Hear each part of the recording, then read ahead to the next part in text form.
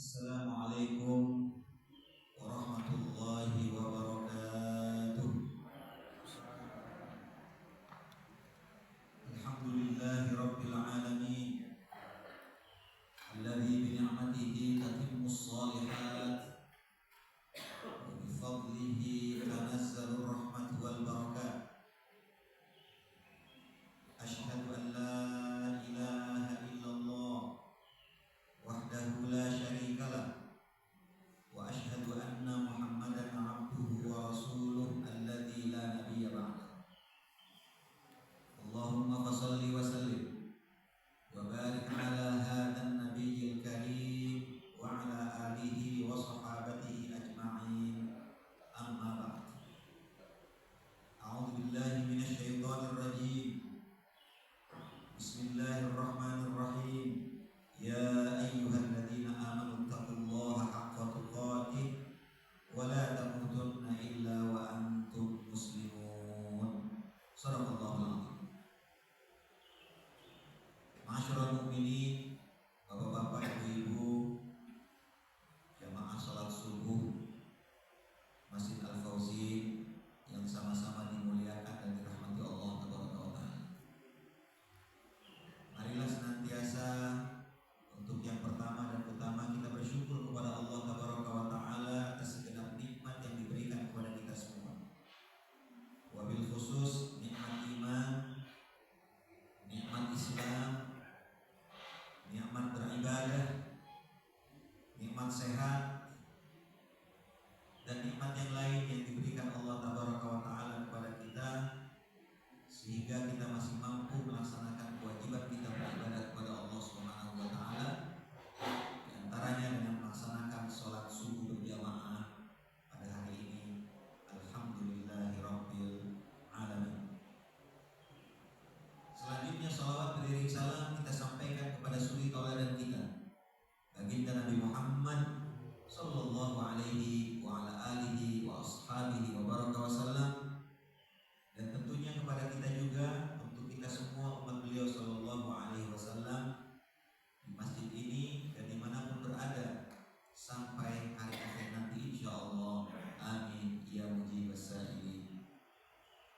Bapak-bapak, ibu-ibu yang dimuliakan dan dirahmati Allah Taala, di pagi hari ini, di waktu subuh, di waktu fajar yang mulia ini, marilah sama-sama kita mendengarkan sebuah sabda Rasulullah sallallahu alaihi wasallam yang telah dimuat di dalam kitab Al-Faidul Qadir, dicatatkan oleh Imam Al-Munawi, juga diriwayatkan oleh beberapa imam besar yang lain, imam hadis, di antaranya Al-Imam An-Nasa'i, Al-Imam At-Tabrani. Hadis ini hadis yang cukup terkenal sekali di kalangan para ahli hadis dan juga ahlul ilmi. Diriwayatkan oleh sahabat Nabi sallallahu alaihi wasallam Abu Umamah radhiyallahu anhu arda. Kata Abu Umamah, anna rajulan sa'ala Rasulullah sallallahu alaihi wasallam mal iman. Ada seseorang yang bertanya kepada baginda Rasulullah sallallahu alaihi wasallam, apa itu iman?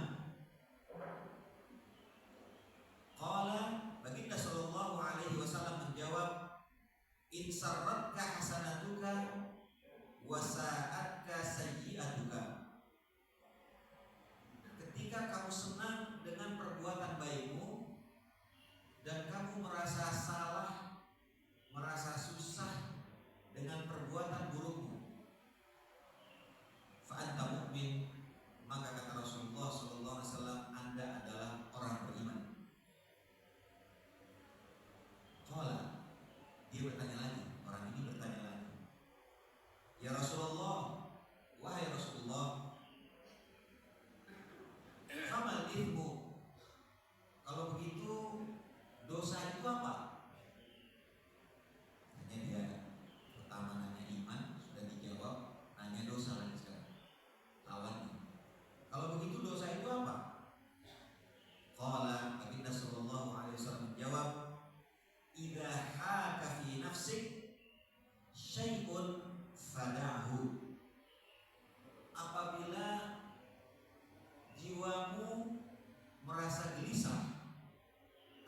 sesuatu yang kau kerjakan, maka tinggalkan itu.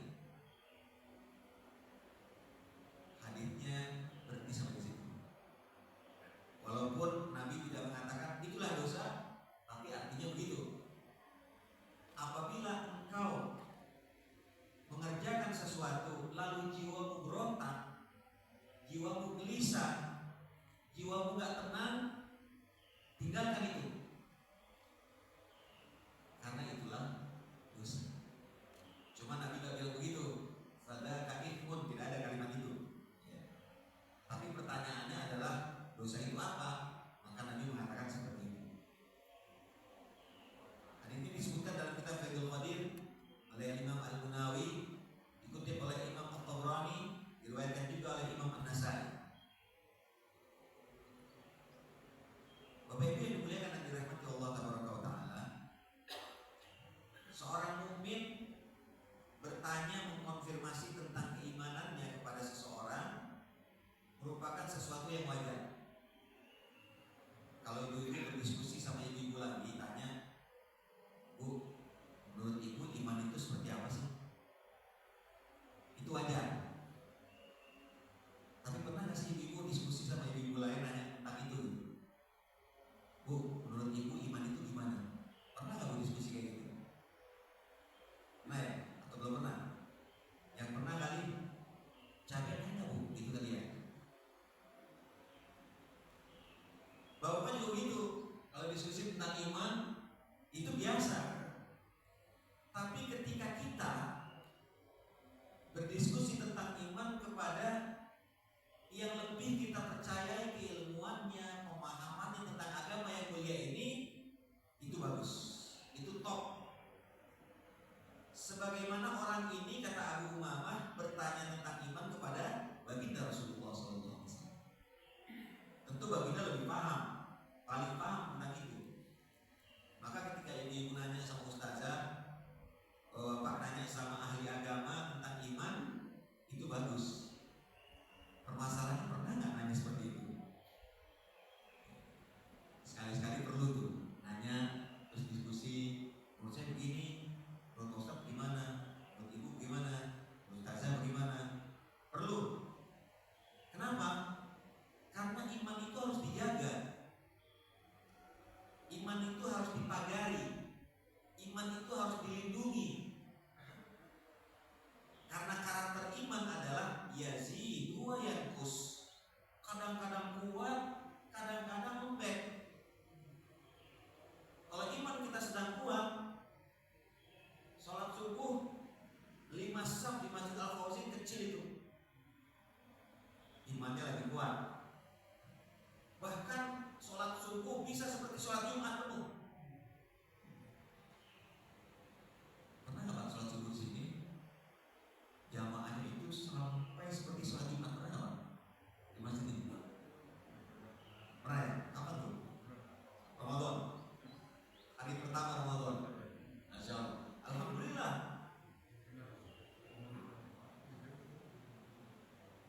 Tinggal kita ciptakan momen lagi kapan itu supaya selain awal Ramadan bisa kayak gitu lagi. Karena kan rasanya lebih nikmat ya Bu ya. Lebih nikmat ramai sholat subuh. Ya ini juga nikmat, enak. Namanya sholat subuh enak, pasti nikmat. Cuma kalau ramai rasanya mantap. Jadi begitulah keimanan. Yazid kadang-kadang luar biasa karena momen, karena semangat, karena Allah berikan.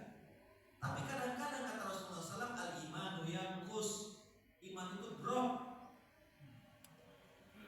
Kita enggak keluar dari Islam, enggak.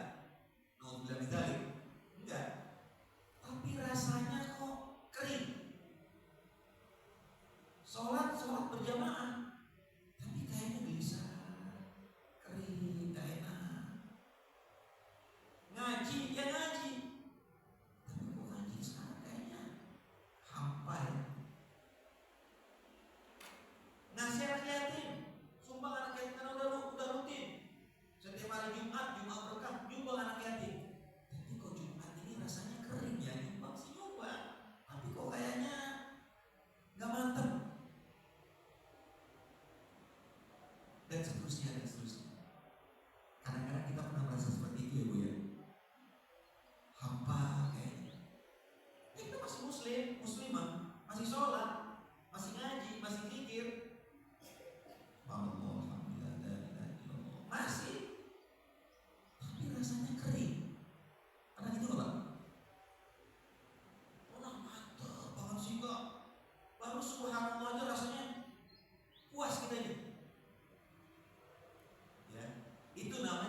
al-imanu yazid wa yanqus.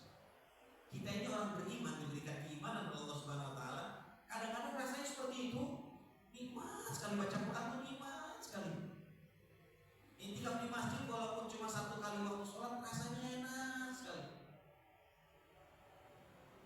Tapi ketika dia sedang turun, gelisah terus. Duduk aja nggak tenang ini, kayak ada bisul di pantat kita. Pokoknya cepat-cepat selesai aja. Imam baca panjang sedikit, aduh baca panjang. Al-imanu yanqus, iman lagi drop. Oleh karena itu, kewajiban kita adalah menjaga iman ini. Ada nggak orang yang imannya naik terus nggak pernah turun-turun? Ada nggak? Nggak ada. Pasti ada turunnya. Tinggal yang mana yang lebih dominan? Nah, ini. Lebih sering naik atau lebih sering turun? Itu yang perlu kita pastikan. Inilah kenapa orang tadi kata Abu Umamah radhiyallahu anhu bertanya kepada Nabi, mal iman.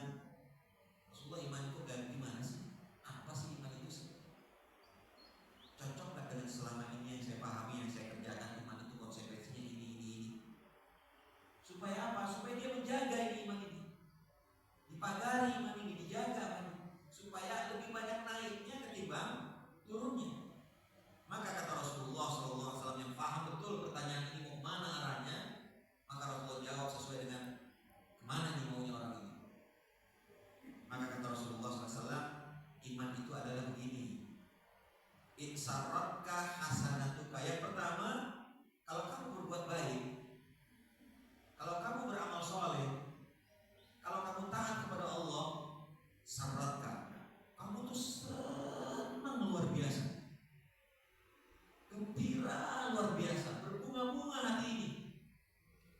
Padahal perbuatan baiknya kecil kata orang.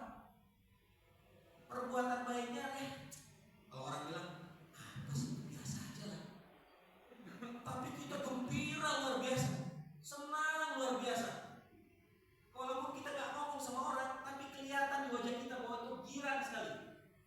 Kita senang sekali melakukan amal baik itu. Ini ciri iman yang pertama kata Nabi SAW. Kita kan pasti pernah ya Bu ya, melakukan satu kebaikan. Kebaikan itu biasa, rutin. Sholat, umpamanya sholat subuh, Masjid Al-Fauzin, berjamaah sama ini, biasa, tiap hari biasa. Tetapi hari ini, kayaknya saya berbunga-bunga di sini. Senang rasanya, plong rasanya. Masalah masih ada, utang masih ada yang belum dibayar, sama orang masih ada yang ya masalah-masalah dikit lah. Tapi hari ini habis sholat subuh rasanya saya berbunga-bunga, senang sekali. Berarti hari ini iman kita lagi bagus. Begitu kata Nabi kepada laki-laki ini, insarratka hasanatuka, kamu berbuat baik, kamu senang luar biasa. Yang kedua, wa insa'atka sayyi'atuka. Namanya orang kan bukan hanya berbuat baik aja ya Pak ya. Kadang-kadang kan ya namanya manusia ya, terjebak juga kita ke dalam berbuat salah, berbuat dosa, nyinggung orang, membuat orang tersinggung dan segala macam. Mungkin tidak niat sih, tapi ya keceplosan atau apa gitu, namanya manusia ya. Lalu astagfirullahaladzim, dosa saya.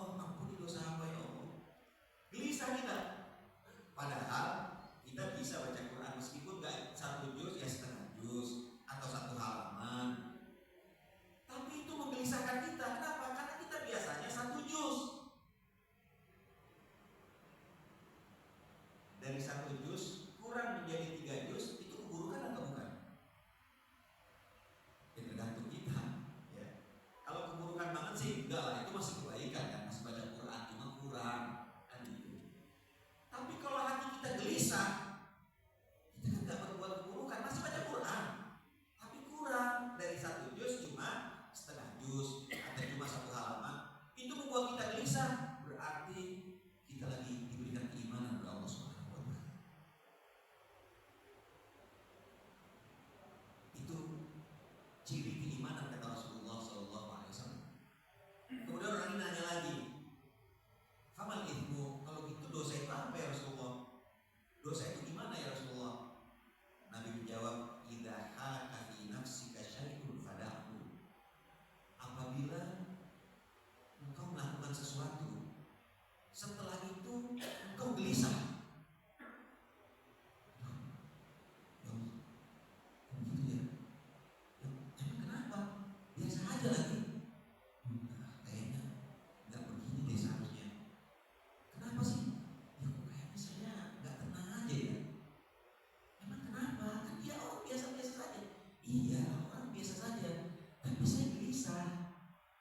Kenapa sih? Kayaknya ada sesuatu yang mengganjal nih, nggak tenang saya ini. Itu namanya haka.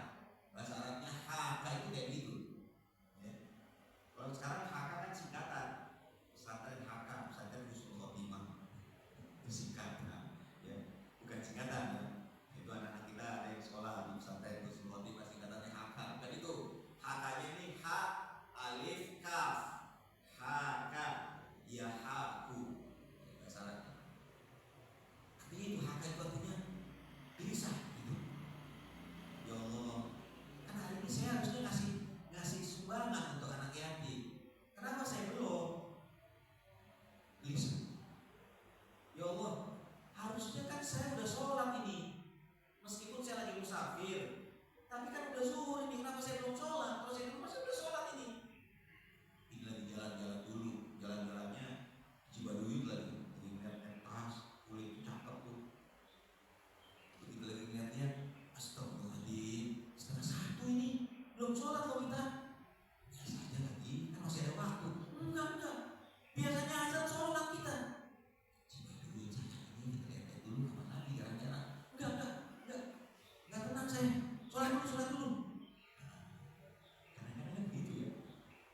Berarti iman kita lagi kuat. Ya Allah, hari ini harusnya saya sholat qobliyah subuh. Biasa kok sebelum sholat subuh, di sholat qobliyah dulu 2 rakaat. Keutamaannya kan dunia dan seluruh isinya kata Rasulullah.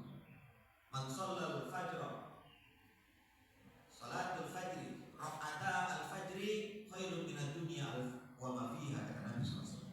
2 rakaat salat sunnah sebelum fajar, sebelum subuh, nilainya lebih baik daripada kamu dikasih dunia dan seluruh isinya oleh Allah Subhanahu wa taala. Rutin itu dikerjakan. Hari ini mau ke masjid, sholat sunnah qobliyah subuh 2 rakaat, sebelum masjid kebelet. Hari ini gak biasa-biasa aja nih. Biasanya kalau udah setoran pagi itu udah bebas, ini kebelet lagi. Nggak tahu kemarin habis makan, semalam habis makan ketoprak kali ya, atau gimana? Akhirnya kebelet. Ya Allah, nggak sempat, udah sampai sini komat, komat langsung. Nggak sempat sholat qobliyah subuh. Sholat subuh, Allahu Akbar, gelisah. Sholat subuh gelisah. Kenapa? Kehilangan dunia dan seluruh isinya. Gelisah, meninggalkan sesuatu yang baik. Padahal itu nggak buruk, baik, tapi ketinggalan, gelisah. Itu berarti kondisi iman kita sedang diberikan kekuatan oleh Allah Subhanahu wa taala. Tapi sebaliknya, ketika kita biasa saja meninggalkan kebaikan, biasa itu, ya biasa ngasih ke anak yatim, ini enggak, biasa aja, enggak ada merasa kekurangan, enggak ada merasa apa. Sebaliknya ketika kita nyinggung orang, membuat orang tersinggung, membuat orang marah, harusnya kita ini gelisah, ini biasa aja, malah senang. Syukurin, biarin aja. Emang dia doang yang bisa begitu, sekarang rasain, biasa ngomong gitu. Berbuat buruk senang, berbuat baik ditinggalkan senang, biasa saja. Berarti iman kita sedang drop, sedang turun. Bahkan kita gak gelisah. Ada kesempatan baik gak kita kerjakan, ada kesempatan buruk justru dikerjakan, malah bangga. Berarti itulah dosa yang kita kerjakan, kata Nabi SAW. Maka dari itu ada seorang sahabat yang lain yang meriwayatkan hadis ini, namanya Abu Umamah. Yang ingin saya ceritakan ini namanya Abu Lubabah, beda mim sama ba. Yang meriwayatkan hadis Abu Umamah. Yang ingin diceritakan ini Abu Lubabah.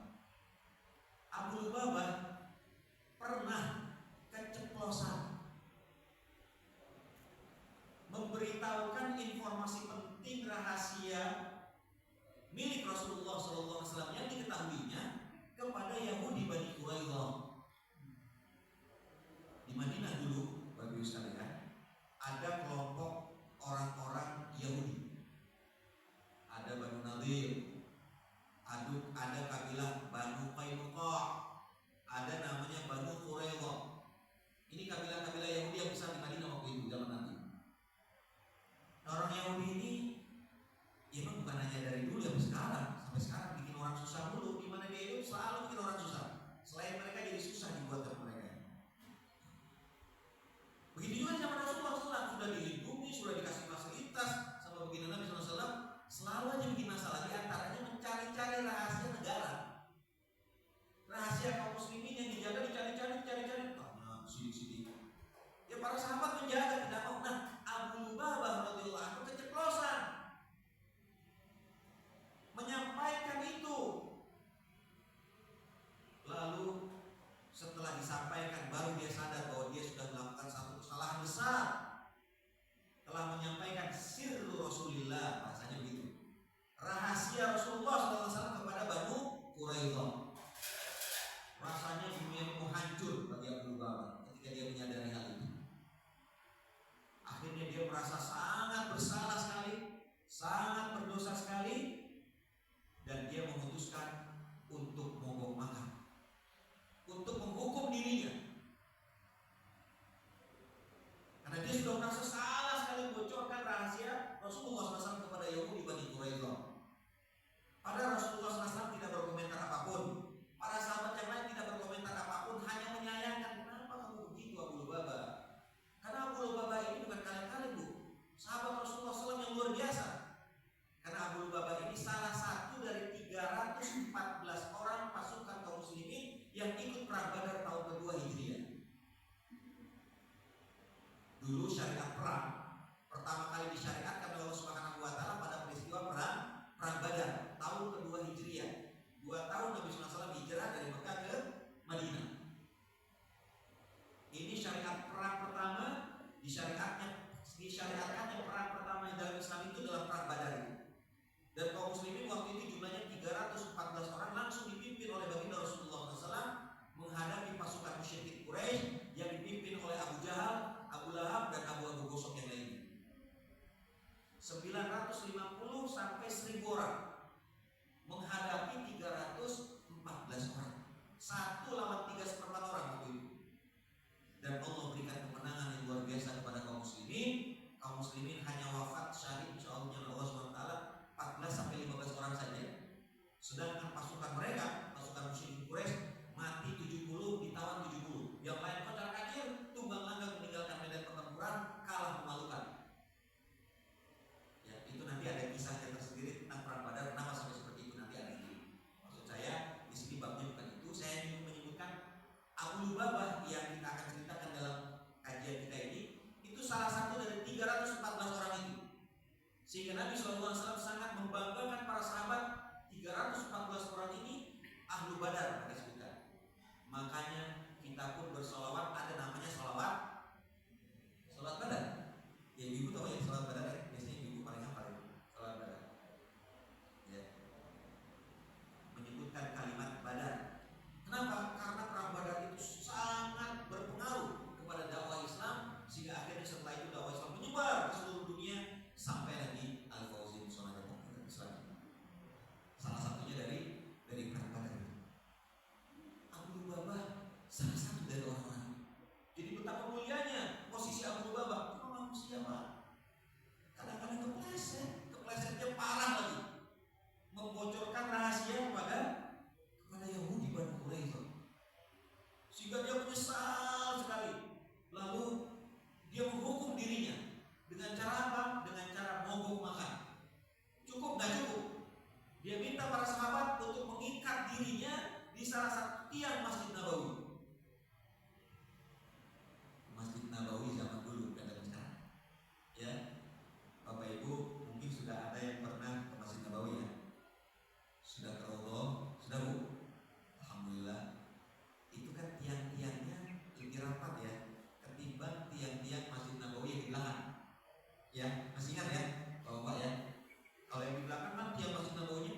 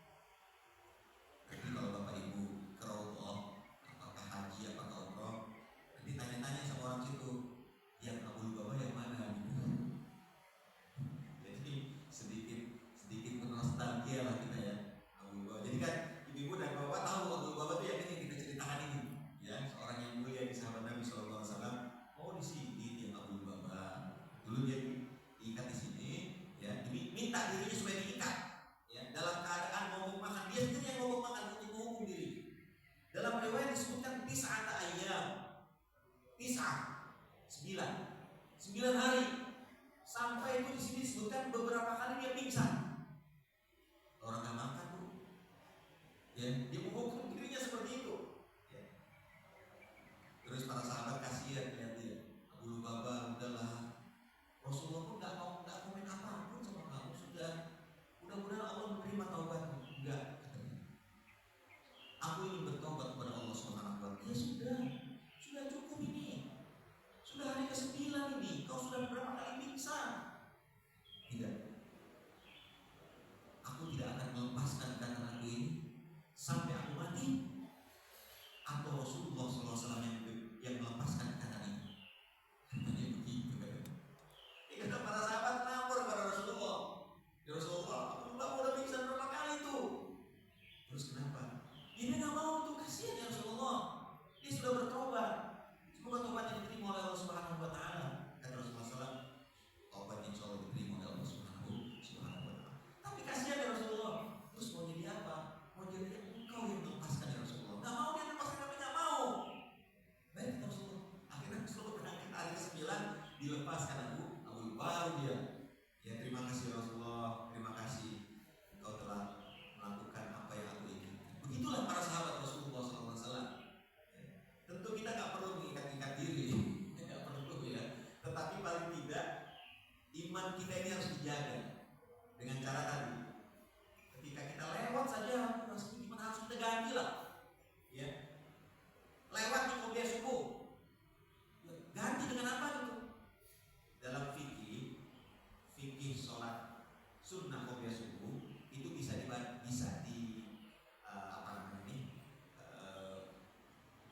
diganti, ya.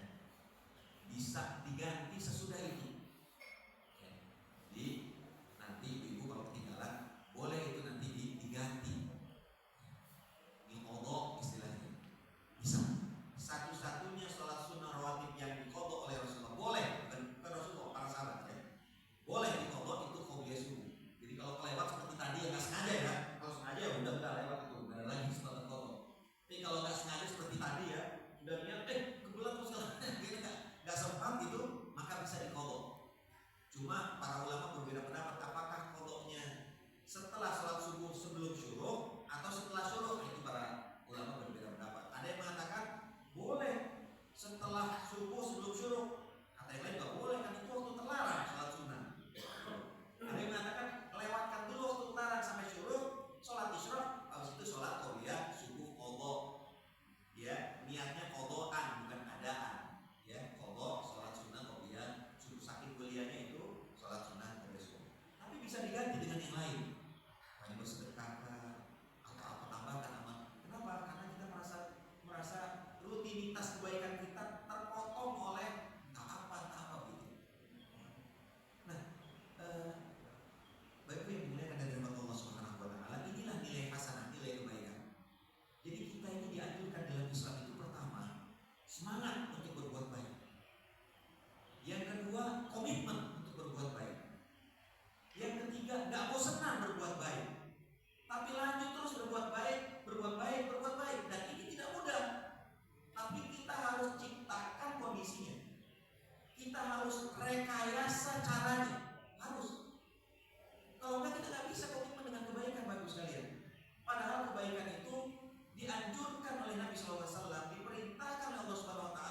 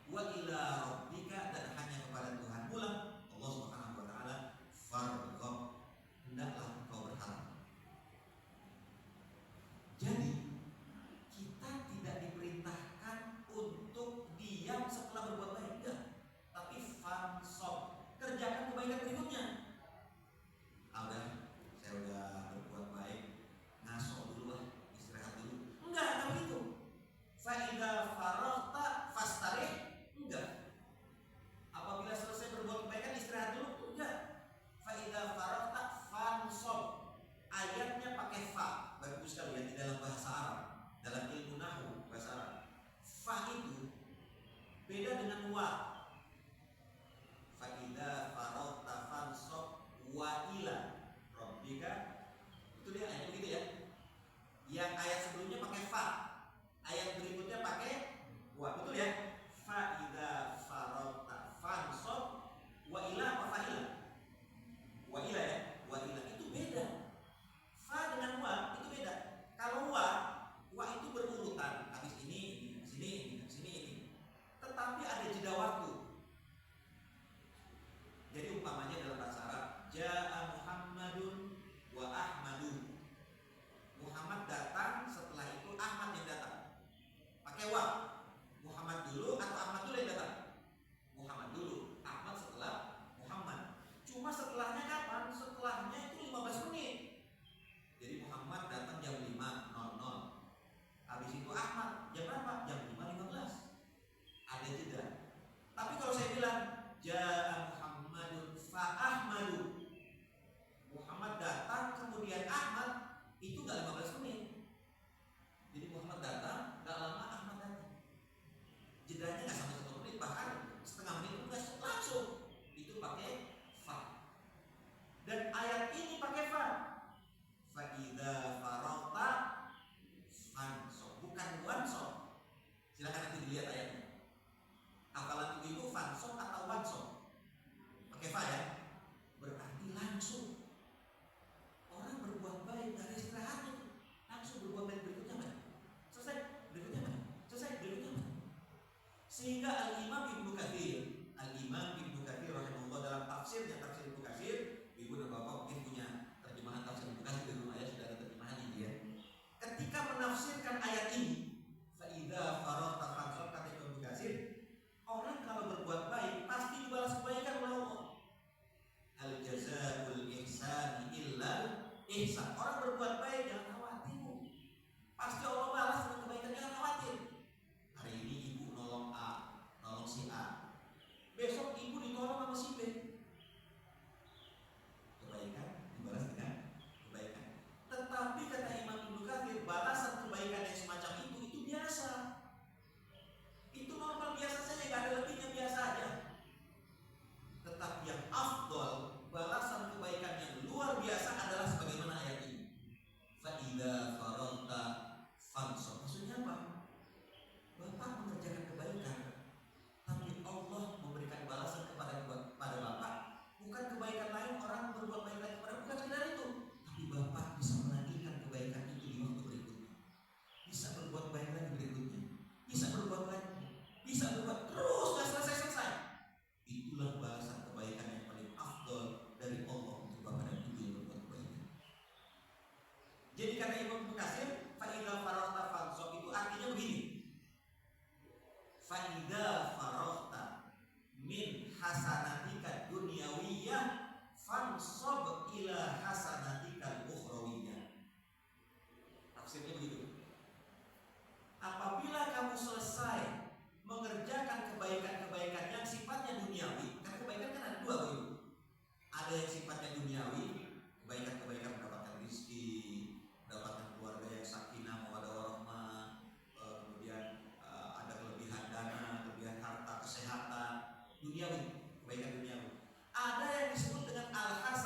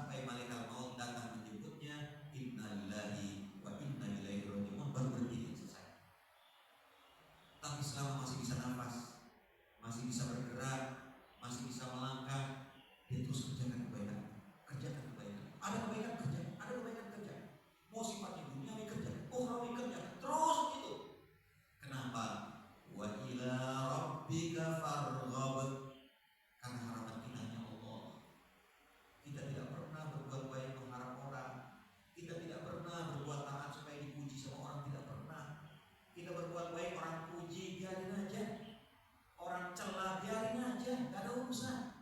Urusan kita adalah wa ila rabbika farghab. Hanya kepada Allah kita berharap. Hanya kepada Allah kita memohon. Hanya kepada Allah kita beribadah. Hanya kepada Allah kita mengabdi. Wa ma umiru illa liya'budullaha mukhlishina lahu-d-din. Inilah makna ayat itu.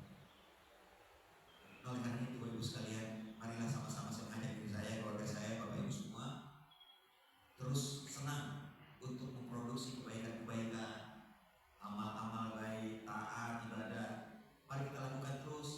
Mari kita senang, menyenangkan diri kita, karena orang beriman itu senang berbuat baik, gembira berbuat baik, tidak menyesal sama sekali berbuat baik, bahkan dia terpacu terus, termotivasi terus untuk berbuat lagi, berbuat baik lagi, berbuat baik lagi, sehingga kesempatan untuk berbuat buruk tertutup. Karena orang beriman hatinya itu penuh dengan kebaikan. Kenapa dia beriman? Karena hatinya ini baik. Orang beriman itu baik. Cuma kenapa kadang-kadang dia berbuat buruk, berbuat salah? Karena berbuat baiknya dikit, berbuat baiknya kurang. Maka kesempatan berbuat jahat, berbuat salah, berbuat buruknya jadi muncul. Maka supaya dia tidak muncul, supaya perbuatan buruk ini tertahan, maka perbanyaklah perbuatan baik.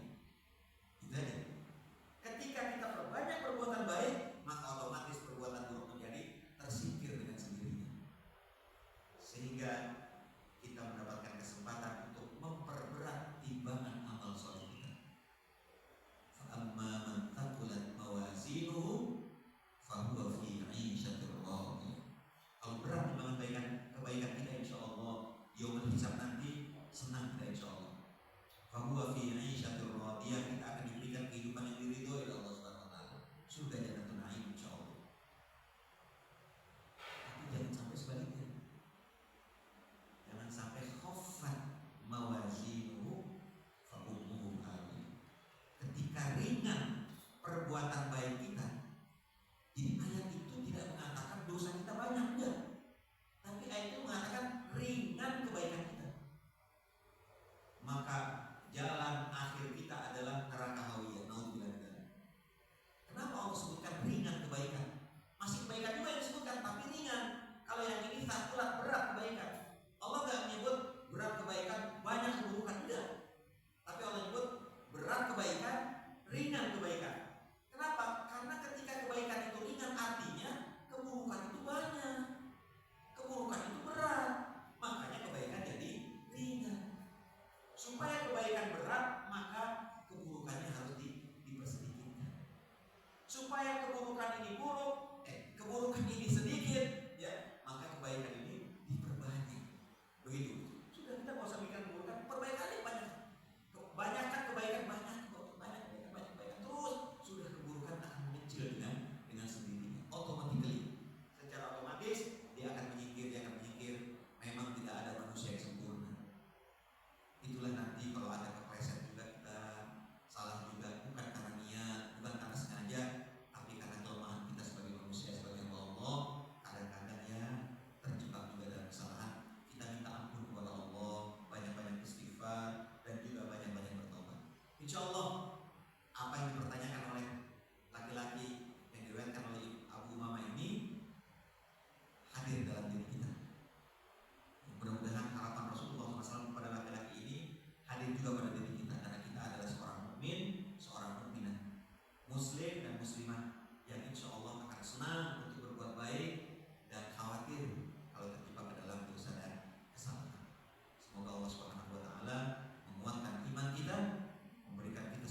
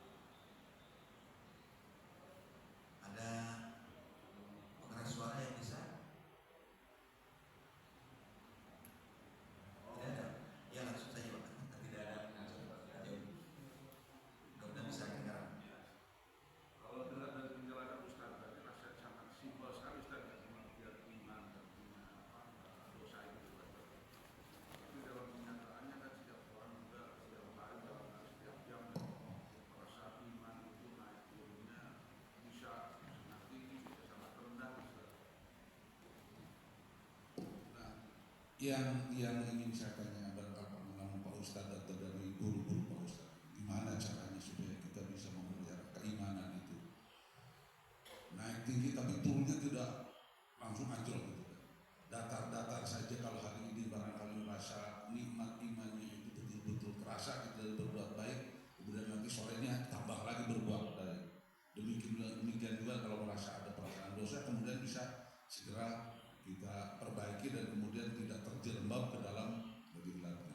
Karena seringkali juga seperti yang Ustaz katakan, perasaan dosa itu karena kita melalaikan sholat, ngaji aja lah. Biasanya ngaji, nanti aja lah habis sholat subuh kata ngaji, habis sholat subuh lupa lagi tadi.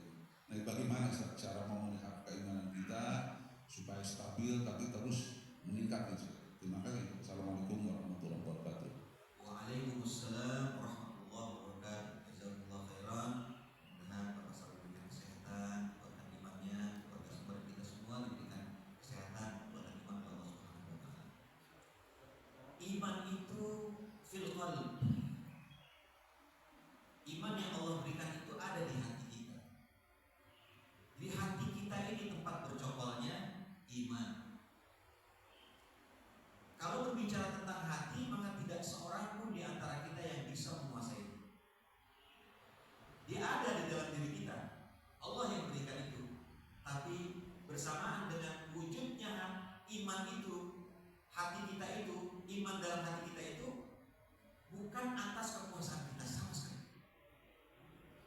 Itu mutlak kekuasaan Allah Subhanahu. Allah lah yang membolak-balikkan hati kita.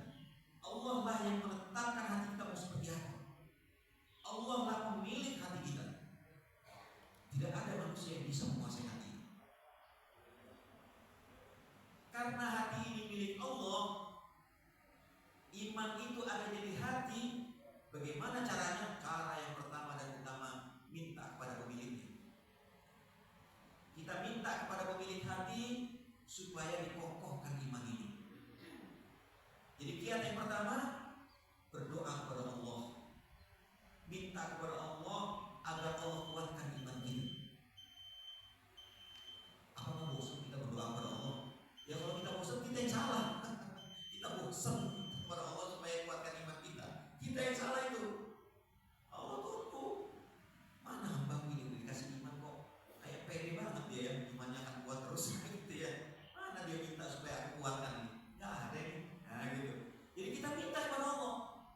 Ya Allah, jagalah imanku, kuatkanlah imanku ya Allah, hindarkan imanku ini dari hal-hal yang dapat merusaknya, mengotorinya. Ya Allah, ampuni amalku kalau dia merusak iman. Ya Allah, minta kepada Allah. Kapan ada momen kita berdoa, minta supaya Allah kuatkan iman kita. Karena Allah yang bisa, kita nggak bisa. Hari ini kita kuat, nanti sore udah lain lagi kan begitu kan? Kita sendiri udah merasa seperti itu, kita nggak bisa. Lemah kita ini. Wakana insan dha'ifa, manusia ini lemah. Kita ini lemah, siapapun dia. Oh kayaknya Pak Ustadz imannya kuat ya, sama aja semua. Pak Ustadz mau syarat segala macam sama, manusia ini sama semua. Yang membedakan adalah ketika orang itu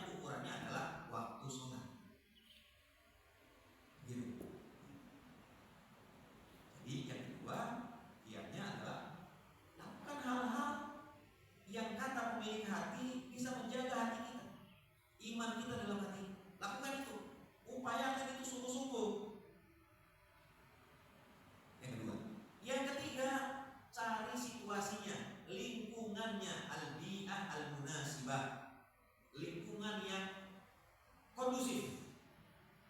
Ya. Kalau keluarga kita ini keluarga yang selalu mengingatkan waktu sholat, jaga itu keluarga yang sakinah mawaddah warahmah. Udah waktu sholat nih siap-siap, udah waktu sholat nih siap-siap. Jangan terus aja karaokean aja waktu sholat, udah ini biarin aja, jangan seperti itu. Waktu sholat ya ayo sama-sama saling mengingatkan keluarga. Lingkungannya harus, kalau ada yang tidak mengingatkan, kita mengingatkan, kita kondisikan. Masalahnya bukan kita yang mengkondisikan, Pak Ustaz, kita ini yang gampang dikondisikan sama orang. Kalau kita yang gampang dikondisikan sama orang, cari lingkungan kondisi yang bisa mengkondisikan kita. Kalau kita tahu ada lingkungan yang mengkondisikan kita jauh dari jalan Allah, tinggalkan itu. Jangan dekat-dekat. Bukan kita sombong, bukan, karena kita tahu kita ini lemah. Kita gampang terpengaruh. Maka cari lingkungan yang banyak mempengaruhi kita untuk berbuat hasan atau berbuat baik. Ya ayyuhalladzina amanu ruk'u wasjudu wa'budu rabbakum waf'alul khaira la'allakum tuflihun. Wahai orang-orang yang beriman, rukuklah kamu, sujudlah kamu, beribadahlah kamu kepada Allah Subhanahu wa taala Tuhan kalian. Ini apa yang namanya? Rukuk, sujud, ibadah. Namanya apa nih? Ibadah kita kepada Allah. Upaya kita mendekatkan diri kita kepada Allah. Cukup enggak? Waf'alul khair. Waf'alul khair. Hablum minan nas. Kamu wasjudu wa'budu hablum minallah. Cukup. Waf'alul khair hablum minan nas. Jadi jaga kondisi kita dengan Allah dengan ibadah, dan jaga kondisi kita, lingkungan kita dengan cara bergaul, menciptakan kondisi, ada pada kondisi yang juga mengarahkan kita kepada taat kepada Allah. Ketika ada kondisi-kondisi yang membuat kita lalai, hindari. Kan itu akan membuat kita lalai, hindari. Nah, tentu ini teori, ya. Prakteknya kembali kepada kita masing-masing. Ya, jadi 3 kiat itu. Teorinya seperti itu, tinggal prakteknya seperti apa. Kalau kita mau, insya Allah bisa. Berdoa kepada Allah, susahnya kita berdoa kepada Allah rutin, minimal habis sholat 5 waktu. Ya Allah, kuatkanlah iman hamba. Ya Allah, jagalah iman hamba. Ya Allah, supaya Allah kasih kuat iman kita ini, hati kita ini dengan iman. Yang kedua, amal kita mendekat kepada amal-amal taat yang Allah suka kerjakan. Yang ketiga, cari lingkungan kawan-kawan, lingkungan ya, ibu, bapak, rekan-rekan yang dekat dengan kita, yang bisa mengingatkan kita kepada Allah Subhanahu wa taala, yang bisa menjaga iman kita. Kalau yang justru merongrong iman kita, membuat iman kita jauh, ya kita hindari aja. Kita jauh, cari yang menguatkan iman kita. Nah, mudah-mudahan dengan 3 kiat ini Allah Subhanahu wa taala mudahkan kita untuk terus lebih stabil. Ya kalau turun, ya sekali-sekali pasti turun, namanya manusia nggak ada gitu kan. Kalau turun pun nggak terlalu anjlok, iya kan? Ibarat dolar itu kok sampai 25.000 lah, untuk bilang kita 16.000 aja udah khawatir gitu kan. 15.000 udah lama, 16.000 turun 16.000, oh udah khawatir. Jangan sampai 25.000, oh bahaya banget. Itu baru kurs dolar rupiah terhadap, apalagi ini kurs iman, ya kan? Jangan sampai Allah susah ngangkatnya, susah. Menghancurin iman itu gampang, menghancurkan itu gampang, tapi ngangkatnya itu tidak mudah. Nah, makanya sebelum dia terjadi, naudzubillah,